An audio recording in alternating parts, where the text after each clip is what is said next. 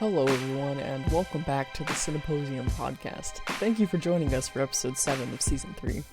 To remind you how the show works, every week we invite members or collaborators of Cineposium to curate a film for remote viewing. Then, we get together on this podcast and we have a conversation about the film. New episodes will be published every week, with various members from Cineposium coming on to discuss the films of our weekly curators. This week's episode is curated by Cineposium's Eric Pitz, joined by Reed Williams, as they discuss Charlie Chaplin's 1921 film, The Kid. Enjoy the conversation.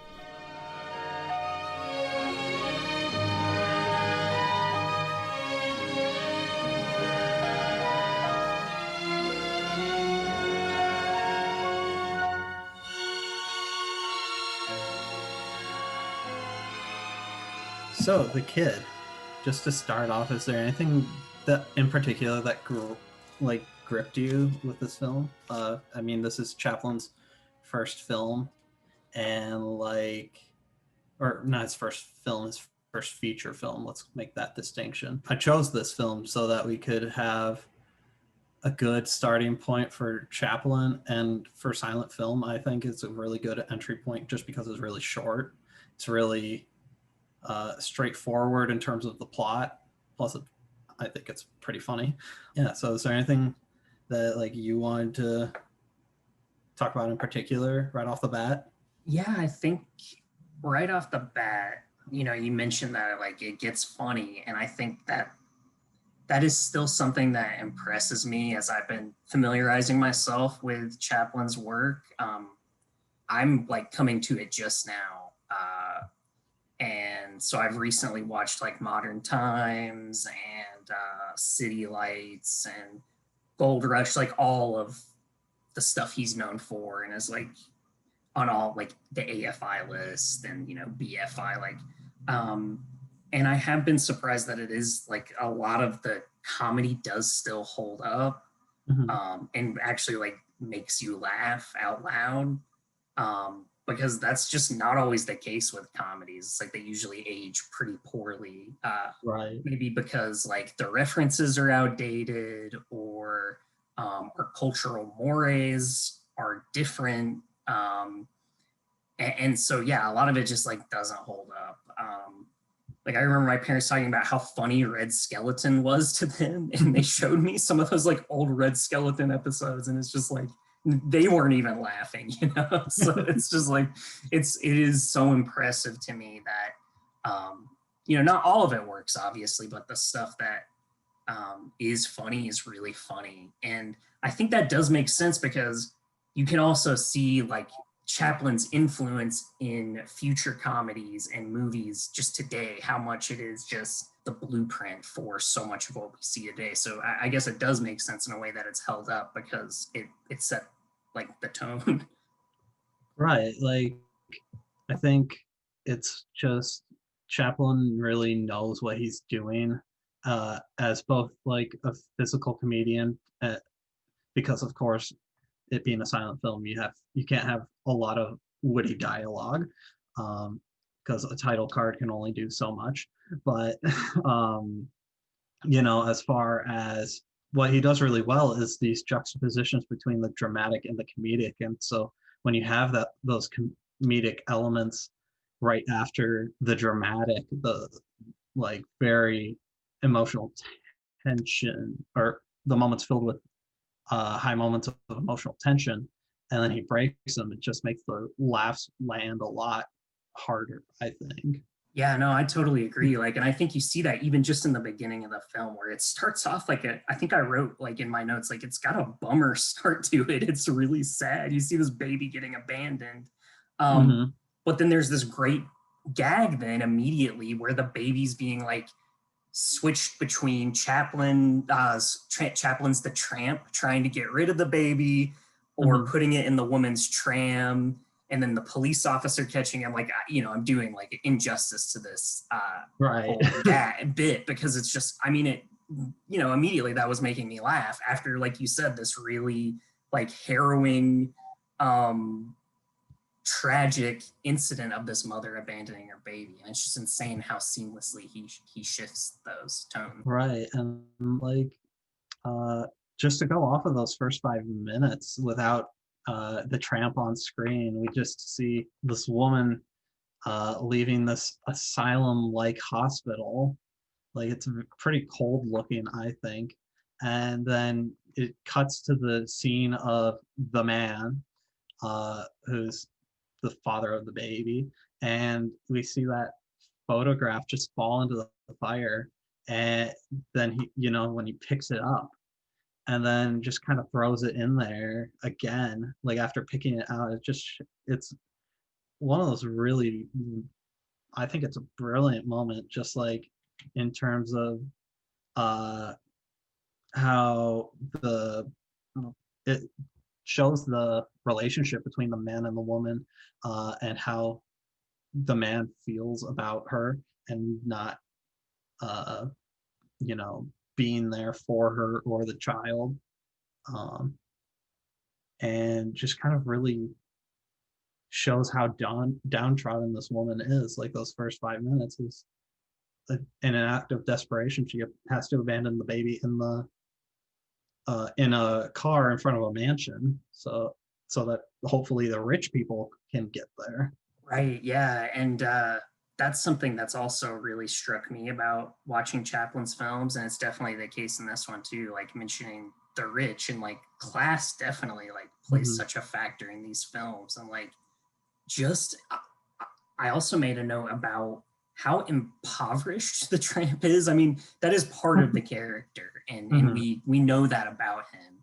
But for some reason in this one in particular, where you see where he lives, his home, and how there's like the chairs don't have backs, and the walls are dirty, and he has a hole in his blanket that he wears as like a poncho too. It's just he is so destitute. And it's just interesting because in a way that does play into the comedy sometimes, but still Chaplin is very empathetic of people in poverty for the most part, it seems like. So that's a really interesting tension in his films as well, just like making jokes about being poor while also being empathetic to that situation. Yeah, and the kid has been, just in like my own perusing through Chaplin items, it's been called one of, if not the most autobiographical of Chaplin's films,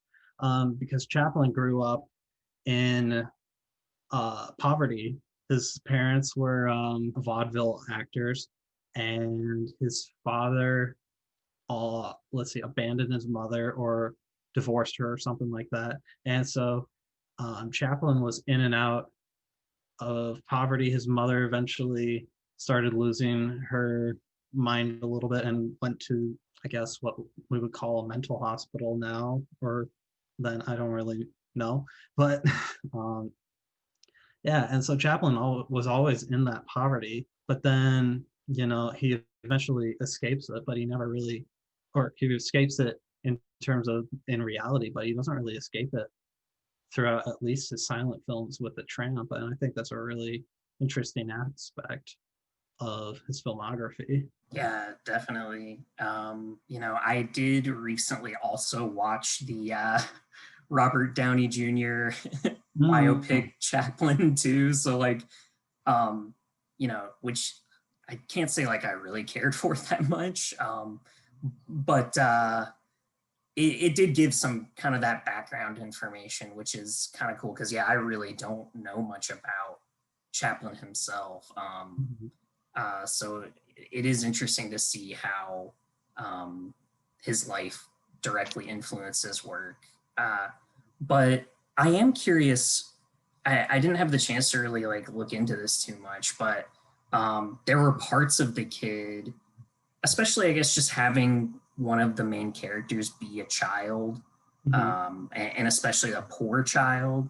And so I was curious if whether this film or Chaplin in general, if he had some sort of influence on Italian neorealism too, because I feel like even though those films aren't necessarily like humorous, they're definitely not meant to be.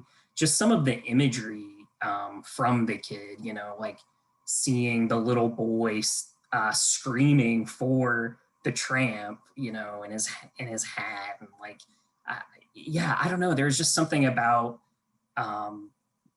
that character and the images of that character when he's in distress or suffering that kind of reminded me of some of the Italian neorealist films I've seen. As far as Italian neorealism goes, I can't point you to any sources directly, but I know, much like Italian neorealist films, the kid was filmed for the most part on location, in Los Angeles, around the Sunset area, and it had no proper script. Like, it was pretty much improvised by Chaplin as he went on, and a lot of things were just input by the people around him. So like, if a person on the set had a suggestion, he would tend to try it out, I think. And I know for this film, I watched the commentary for this a few years ago on the Criterion disc, and they mentioned how apparently for every foot of film that was used in the film, there was 53 feet that weren't used. And so they filmed a lot. And I don't know, as far as Italian neorealism goes, if any of the directors of the time, like De Sica or others, were citing him directly, but there's definitely a common thread of high emotion and class disparity throughout. Yeah, that makes a lot of sense because just like the nature of the character being a tramp or kind of a transient, you know, person experiencing homelessness, I guess is how we put it nowadays. That you know, it's impossible to avoid commenting on class, or at least having it be a prominent part of the film. Mm-hmm. Let's see. As far as the kid himself, what did you think of him? Like, this is Jackie Coogan, who was much like Chaplin, a child vaudeville star. And he eventually became like the first movie star, or first child movie star rather, from this film throughout the early 30s, I believe. And eventually he kind of followed that traditional child star route of kind of fading to obscurity, and then having a bit of a resurgence on the Addams Family TV show in the 60s. He played Uncle Fester. So what did you make of, like, just the kid in general? Wow. Yeah, I had no idea that was Uncle Fester. That's so cool. Now I'm even more impressed about Uncle Fester, just because I was really moved by that kid's performance.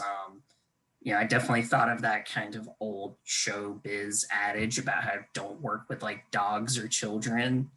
And it's funny because the kid has both. A dog kind of shows up briefly later on. But yeah, I was really impressed. You know, that moment I mentioned earlier where you know, I guess for people who haven't seen this, we should mention that basically it's just about Charlie Chaplin's the tramp character, basically like finds this baby that's been abandoned by this woman, and takes care of it until later on this woman, who's now become an actress, finds her son, and there's like a happy reunion at the ending.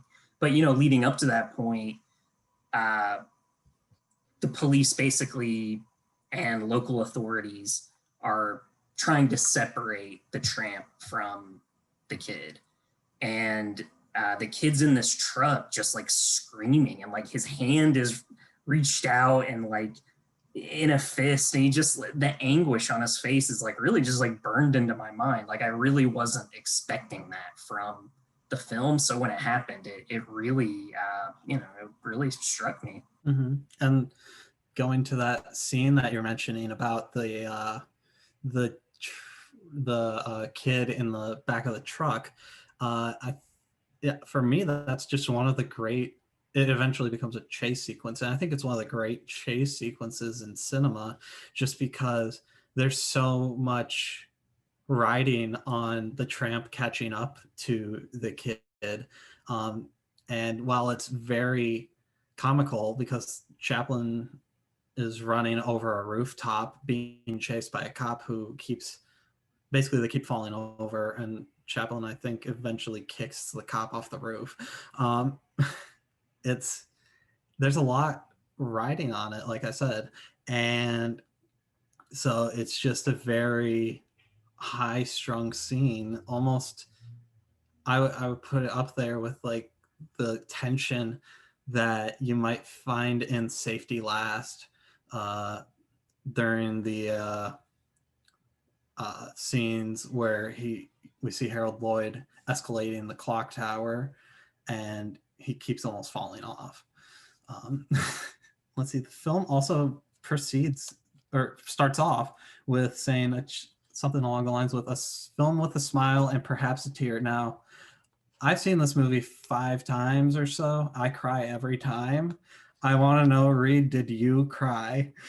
Oh, definitely, 100%. And that's probably why that scene was so memorable to me too, because it was just like one of those, like for me personally, whenever like a film moves me like that, it's like that weird, almost like choking up feeling where it's like you weren't expecting to feel that way, so it like kind of takes you by surprise, you know. So yeah, that's probably another part of why that scene was so memorable for me. It was just because, yeah. You know, I was so emotionally invested in the tramp and the kid and their like really sweet and tender father-son, you know, relationship dynamic. I mean, there is something sad to it because they are so poor and they're basically like conning people to make a living. You know, the kid will break someone's window and the tramp will conveniently come along to fix it, which is, you know, what leads to this trouble later on. But, you know, ultimately I was invested in their relationship and I wanted them to be able to continue it. So yeah, I definitely was like really moved by that scene where they're separated. So yeah, I think that's definitely one moment I choked up. And I think there was another moment too. It's not coming to mind, but there are, you know, just the times where the music swells and the actors' performances, you know, their facial expressions, you know, everything kind of comes together really to kind of create that emotional response, I think. And you mentioned this father-son dynamic between the tramp and the kid, and I think that's, I mean, that's I would say the most essential part of the movie, just because that's what it's about. But beyond that, Chaplin does a lot of really nice little things, I think, in showing that relationship. Like there's a scene where he and the kid are eating pancakes, and we see that as the stack gets divided between the kid and the tramp's counting them like a deck of cards, and then he discovers that there's an odd amount of pancakes, so he cuts one of his in half and gives the other half to the kid. And I think that's one of those really nice touches that just kind of highlights that the tramp is being this responsible father figure for the kid by like showing him equality, showing him responsibility, because for whatever reason the 5-year-old kid is cooking pancakes over an open flame.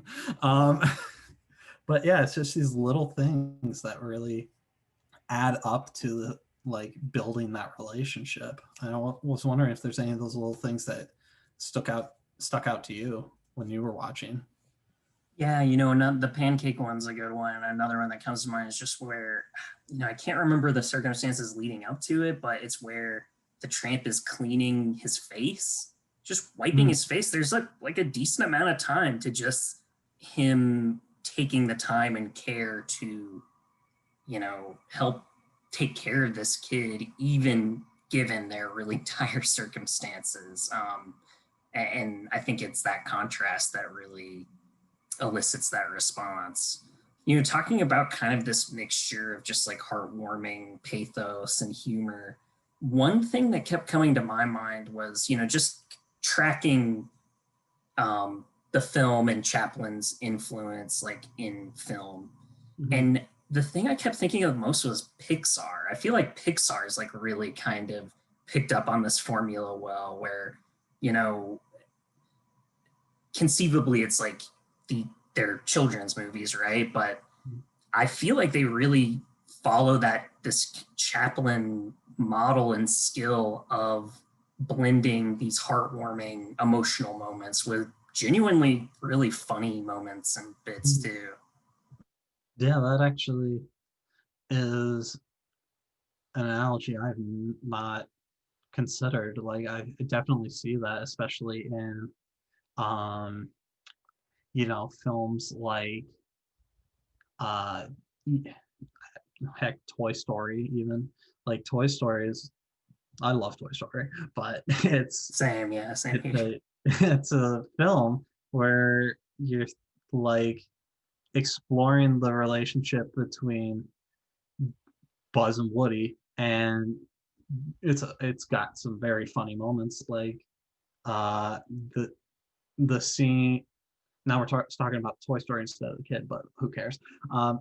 But the scene in Toy Story where they're trapped, or not trapped, but they're stuck under the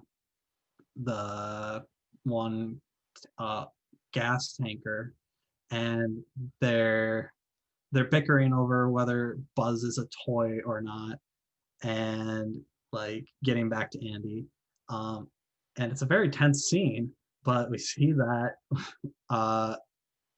just conflated with the yelling of "You are a toy," and then that scene ends with like "Good riddance, you loony."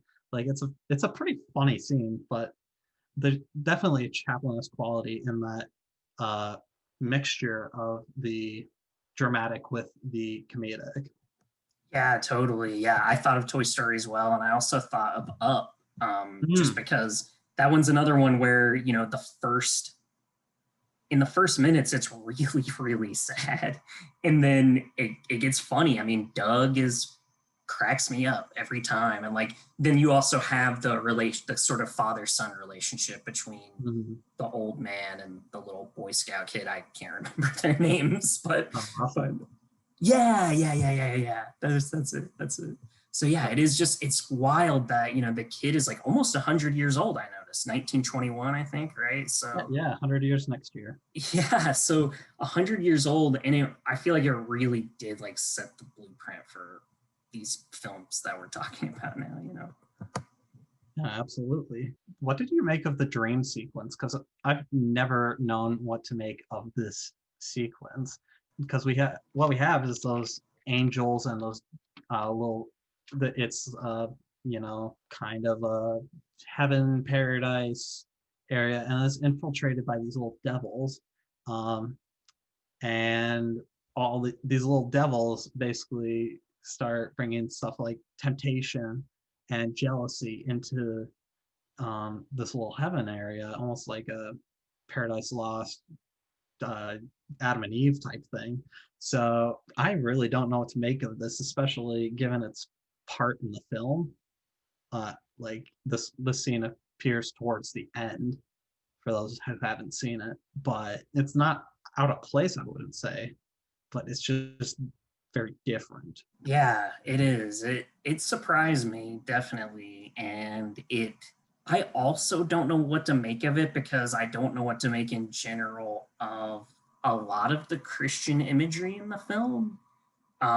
Because I think early on in the film, around the time when the mother abandons her child, or I don't know, that sounds so harsh. It's not the mother character is ultimately like a character we sympathize with and like, but after she has to give up her child, we see an image of Jesus Christ carrying the cross, and then I feel like there is other Christian images sprinkled throughout it. I can't think of another example. I feel like we see another cross at some point, or like there's some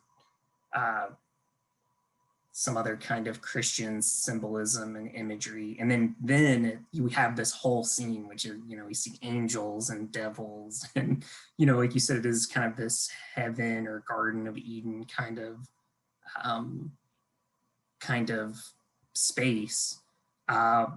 So yeah, there's a lot of that in there. And the only thing I kind of am thinking now is just, maybe it's part of Chaplin empathizing with impoverished people, and also basically like equating impoverished people with like angels, that kind of idea of like seeing poor people as like being maybe more good or noble in a way. I'm not exactly sure how to put it, but it's kind of that approach to cinematic stories about lower class people. Yeah, that's an interesting take. I've never really known what to make of it, so that's helpful in exploring my own ideas of what it might be. The closest thing I've come to is like the angels are having fun, and that's like the kid and the tramp, and then the devils would be like the child services or the cops maybe infiltrating their little area. But I'm not entirely sold on that, because there's that scene with the one girl, Angel, who starts flirting with Chaplin and kind of having a dual relationship between him and this bully's brother character from earlier in the film. And so that's always been the point where I'm like, I don't know what to make of this, because it doesn't fit into what I'm thinking, Yeah, I had forgotten about that part. That's right. There's like one of the demons like whispers in her ear to kind of like go tempt the tramp or something. Yeah, I had forgotten about that part. And yeah, that whole thing is, I have no idea. Like you said, it is really a really like the film is super straightforward. Like you said, like a pretty simple plot, up until this kind of more ambitious dream sequence where they also have some like special effects, like they're flying around and stuff. Like that was kind of interesting too to see that. There's a flying dog, yeah. Yeah, it's a surreal moment, and I feel like this is one of those things where I'm going to be viewing this for like years down the line. I'll come revisit it and be like, yeah, I still don't know what the heck is going on. Yeah. Speaking of that bully's brother, that scene, you've seen City Lights, correct? Yes. Okay, so that scene kind of, for me, felt like a preemptive City Lights almost. Yeah, like the famous boxing sequence. Yeah. So just the way Chaplin comes on and starts like telling the kid to knock it off, and we see him pick up the kid by the seat of his pants, quite literally, and the kid is still scrambling around, and then once he drops him, he goes back into fighting. But then, and that kind of reminded me a little bit of in City Lights, where we see Chaplin bouncing back and forth between the ropes, and just kind of flying everywhere. And then also when Chaplin starts, or the tramp starts getting into it and hyping him up with like putting him in the windowsill, giving him or actually the tramp drinks his water, but like hyping him up and being like, yeah, you got this, win. I don't know, I love that moment. I think it's hilarious. Yeah, for sure. There's so many great jokes. I mean, the setup is already just classically funny, of like getting into a fight with a person much larger in stature than you, and then trying to get out of that is like just a great setup in general. And then how the different ways he approaches it, from like later on when the Bully's brother's like, if your kid beats my brother, I'm gonna beat you. And so then like the tramp like steps on the kid to keep him from like beating him up, and like tries to hold up the other kid like he won the match. Like, yeah, and then yeah, it's just, you know, every kind of beat in that is pretty funny. But you know, that scene does bring to mind something else I wrote down, which I was surprised with how, on the one hand, tender and sweet the film is, with like how violent it can be too. I mean, we see like basically like police violence from, you know, the kid getting picked on. Like there's some, and you know, none of it's like necessarily graphic or not super gory or whatever, but like it just surprised me when it would happen because of the general sweetness of the movie. Oh yeah, definitely. Especially when we see like Chaplin or the tramp. That's a confusion that's going to keep on happening. I'm accepting it. But when we see the tramp just hitting the bully's brother over the head with a brick, then kicking him by the seat of his pants, then hitting him in the head with a brick again, and then hitting him in the head with a brick again, it's definitely something that really, I wouldn't say it seems out of place, because it works within the narrative and within Chaplin's style of comedy, but it's just kind of odd to be looking at this and thinking, wow, this is happening in such a like you said, tender and sweet movie. Right. Yeah. Yeah, exactly. And yeah, I was curious, you know, just, I know police, like Keystone Cop is like kind of a like a character trope, you know, like from these silent films and later on. And I don't know if it's just watching this movie, you know, in our current moment, like where there's lots of debate about defunding the police and police violence, but that really did just stick out to me too, like the prominent role the police officer made, and or the prominent role the police officer had in the film, like both as kind of the antagonist and also fodder for some of the comedy. Like I love when the tramp is flirting with his girlfriend, like kind of near the beginning. But anyway, that really did, I guess, like to say like hit different, I guess, like seeing the Keystone Cop in this film, you know, just in light of our current moment and perception of the police today. Yeah, I was kind of thinking that too, because the last time I had seen this was probably like 2 years ago or something, where, you know, there'd been issues with the police, but never like such a mass call for defunding as we see within the past 6 or 7 months. And so yeah, that definitely hit differently, and I'm kind of wondering if this is particularly based with Chaplin's own experiences with the cops growing up, because like I had mentioned before, he did grow up in this poor scenario where his mother did get taken away, or where he got taken away from his mother basically when she had to go to the hospital. And so I'm kind of wondering if that maybe set in stone or impressed upon a young Chaplin, where you know, he harbors this animosity towards cops just because this isn't the first time that he's had issues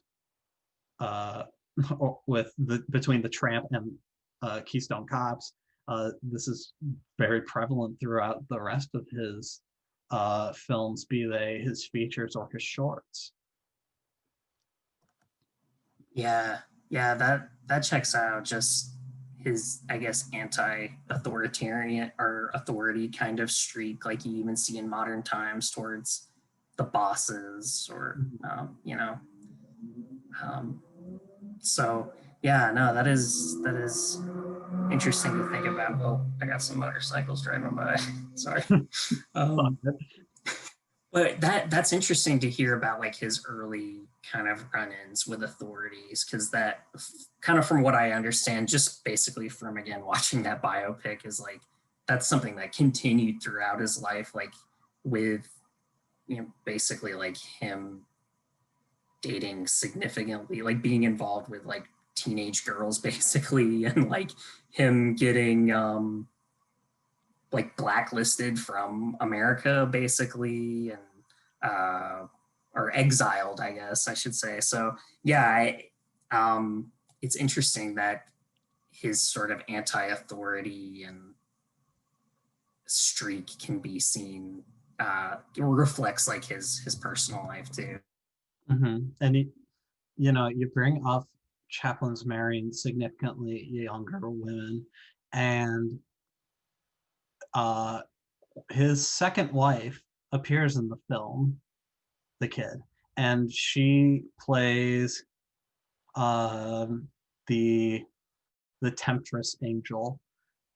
And so she was 12 at the time. They married 3 years later. So she was like 15 or 16 at the time. So yeah, Chaplin is definitely problematic in that way. I just want to make that very clear.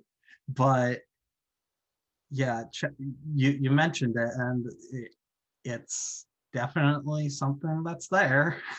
Right. Yeah. Wow. I did not know that. Wow. Wow. Yeah.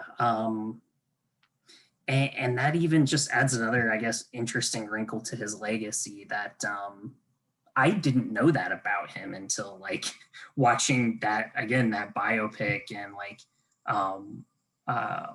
I listened to some different podcasts about some of his films, and people brought it up too. So it's like, that's not necessarily the first thing we associate with him. Mm-hmm. Whereas other really like famous, beloved public figures, you know, their legacy is basically their sexual misconduct. So it is interesting that so far up to this point, it seems like Chaplin's managed to skirt that in the public's mind. Yeah, and with recent calls for talking about Hollywood and its predatory nature, it's been coming to light a little bit, as far as revisiting Chaplin. And I think it's a very important thing just to be aware of when watching Chaplin's films, is how he's portraying women, particularly young women, just because it's problematic, and it definitely is something that shouldn't be ignored. Yeah, for sure. Yeah, that's interesting that his second wife was in that film, because that was that fairly common for him too. Like, it seems like he, I think he either like married or was in a relationship with I can't think of her name, the actor. Yeah, exactly. Yeah, she was his third wife. So, okay. She was in Modern Times and the Great Dictator. But I don't know if he was trying to woo them by casting them in his films, but it wouldn't surprise me. But on a lighter note, let's go back to the Kid, the film. Let's see. There's this. We mentioned the pancake scene earlier, and I just want to go back to that for a little bit, just because Chaplin's really, I think, brilliant with eating scenes. We see, of course, in the Gold Rush, The scene where he's eating a boiled boot.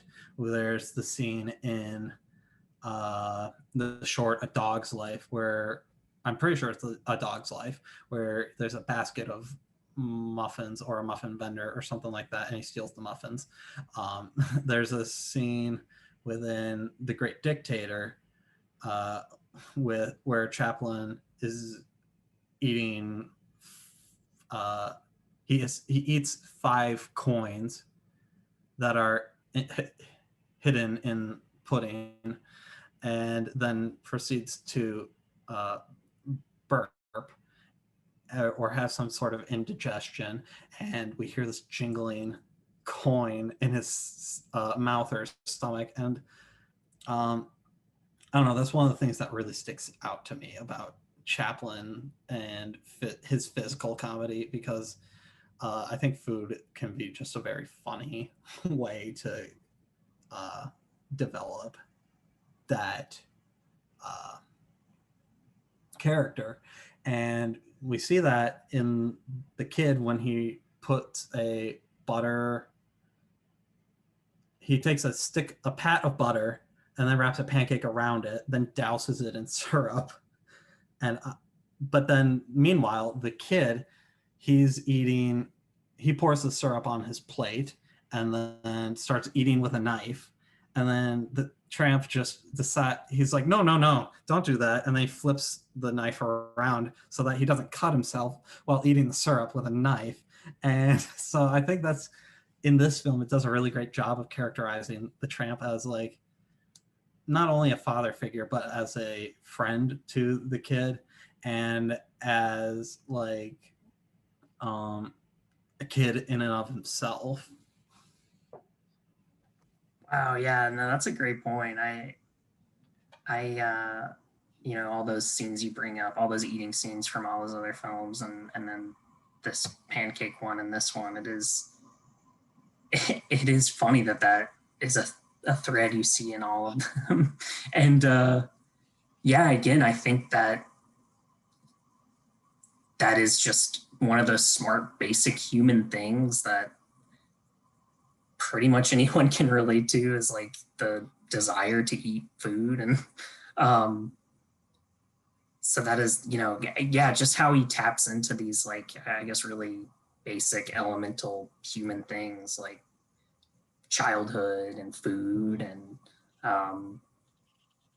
cute flying dogs. Like, yeah, it's just, again, like I can think of other things that the way he comedically used food has influenced. Like, you have the Trip films where like Steve Coogan and Rob Brydon are like, that's the whole thing. They're just like going around to these nice places eating and doing Michael Caine impressions, and it's great. Like, and even like the Marx Brothers like have some great bits like with food. So that, yeah, I hadn't thought about food's comedic potential, but you're so right. Like, and Chaplin does that so well here in The Kid too. Mm-hmm. And then let's see, we keep jumping. For anyone who's listening to this who hasn't seen the film, we're not talking about this in order anymore. I just want to clarify. Yeah, that's true. Because we've been jumping around from the beginning to the end to the middle to the end to the middle. So just bear that in mind. It's not this disjointed in the film itself. So, which I hope you do see it, because we're essentially spoiling the entire movie. It's like a 52-minute film, like I said before, and we've been talking for almost that long. So it just goes to show that there's a lot to talk about even within this short of a film. But let's see. I want to go to the it's not a hotel, but it's like a bed for rent place, kind of like I really don't know what to call it, a lodge maybe. I'm not sure. Yeah, it's just got a bunch of beds and a guy sitting at the door collecting rent for the bed for the night. What I love about this scene is we see this scene starting with the tramp finicking around in his pockets trying to get a coin for the price for the bed for the night, and he can't find one, but he eventually does. And then when he's getting ready for bed, this man in the bed next to him starts trying to pickpocket him, and he eventually finds another coin that the tramp doesn't appear to have been aware of in his pocket. And so he then puts the man's hand back into his pockets and starts manipulating the man's hand to his pockets to try and find more money. And I don't know, I think that's just one of those really little bits that goes underappreciated, just in the overall absurdity of the plot, but also just Chaplin's really interesting methods to create humor. Yeah. Yeah, I love the facial expression of the thief, like trying, like as he's trying to take stuff from his pockets, because it's so like blank, like he's pretending like he's sleeping, and then you just see like his hands. It's such a, yeah, like you said, like almost absurd image. Yeah, yeah. And then speaking of that scene, and just to give another example of how Chaplin shifts from drama to comedy to comedy to drama, like immediately after that, almost immediately, like the person collecting the money for these beds like steals the kid and takes him to the police station, and then the tramp is like wakes up seeing he's not there and is desperately trying to find him. So again, it's to go from this like really wild, absurd, humorous moment to kind of a more heart-wrenching one is still, I don't quite know how he pulls it off, honestly. Just that, because that's not an easy thing to do. And one of the things that really foreshadows that, I don't know if this caught your eye, but in the background there's this scene that says, or not the scene, the sign that says management not responsible for stolen property. And like it's a bit of foreshadowing, but it's also like it's a really bitter piece of irony, because in this case management is absolutely responsible for the stolen kid. Yeah, that's true. I don't know if I have much else to say, because we've basically talked through the entire film, and this has been a great conversation, but I will add one piece of trivia for anyone. There are 5 silent actors who are still alive, like 5 actors from the silent period, and one of them who appears in this film, and it is the baby in the beginning. The baby was played by a guy named Silas Hathaway, and he is one of 5 silent era stars still alive at age 100. Wow. Congratulations to Silas Hathaway. And wow. And I wish that he were old enough to be able to remember this, so that like we could reach out to him and say thanks. Yeah. Do you know, did he go on to do any other work, or was his baby cameo his only role? I think it's just a cameo. Yeah, gotcha. Wow. I don't know. I just think it's fascinating that like we look at 100 years of cinema as of 100 years of legacy of this film. We look at it as like such a long time ago, but grand scheme of things, there's still people alive and still people from this very film that are still alive. Granted, he's the only one, but I don't know. It's it shows a lot of different ways we think about cinema and ways that people have presented, you know, just silent cinema as a whole, as like this old, you know, not grand thing in a sense, but it's really not that long ago. In the Yeah, that's a good point. I mean, I was surprised. I didn't know that, Chaplin never won any Academy Awards or anything until like, I think so at least, until like the 70s when he was given like a lifetime kind of achievement sort of award, I think. Um, I think that's right. and so I mean like thinking of him being alive in the 70s, because like you said, I think Chaplin and silent film in general, we think of it, the public perception is that it's so old and kind of dusty and not of interest to us now. But yeah, like you said, it really, when you think about it, this baby from the kid is now 100-year-old person, and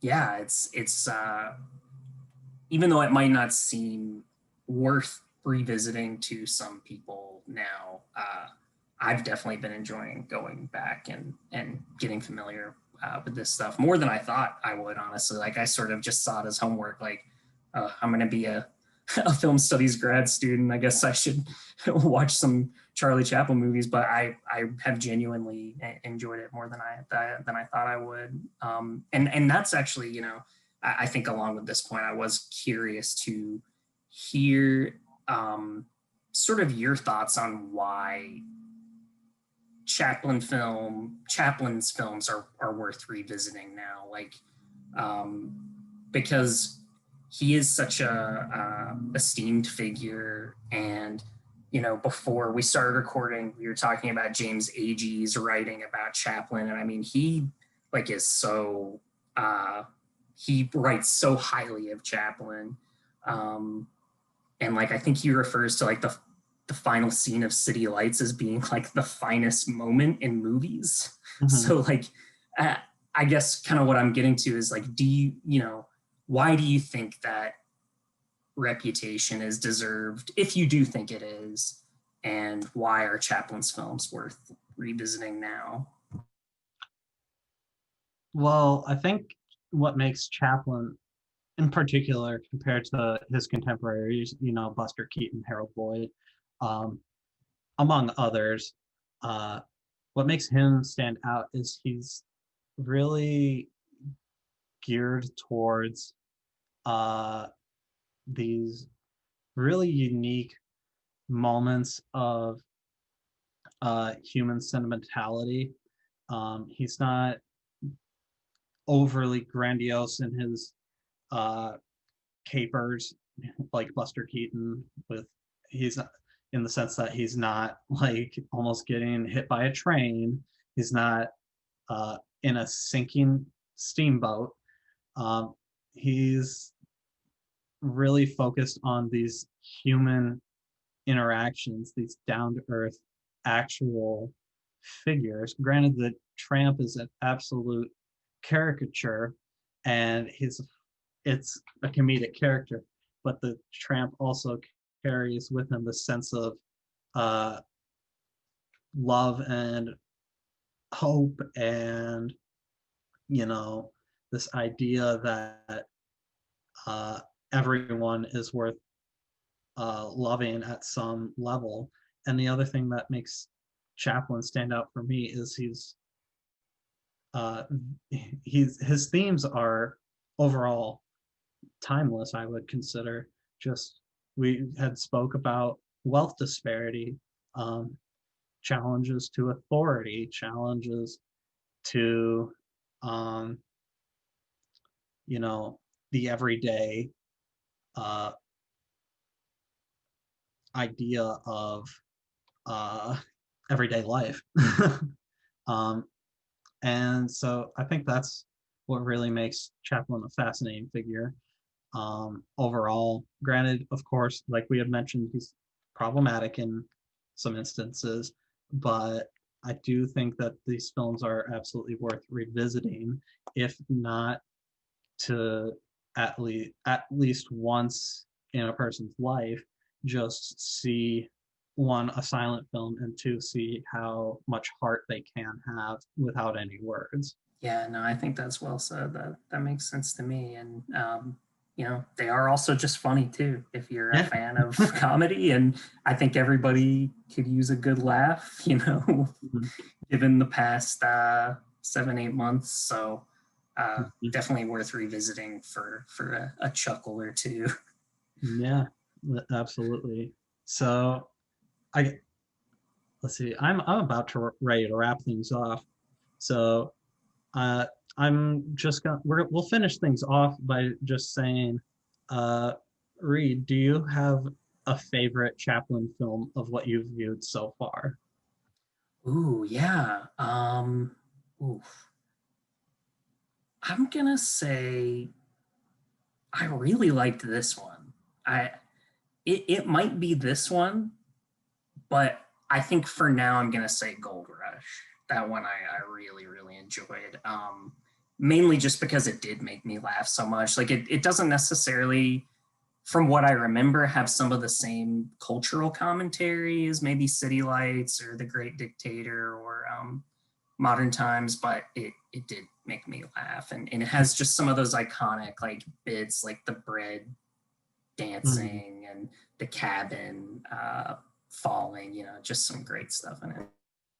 Yeah, I think that's a very good choice. I mean, honestly, with Chaplin, for the most part, I don't think you can go wrong, except for maybe uh, A Woman of Paris. I'm not a huge fan of that. It's a film that he didn't really appear in. It's not particularly funny.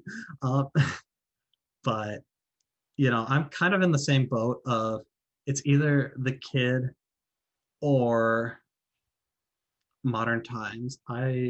I think the roller skating scene in Modern Times is one of my favorite scenes, like in anything. And Chaplin has just such good chemistry between him and Paulette Goddard.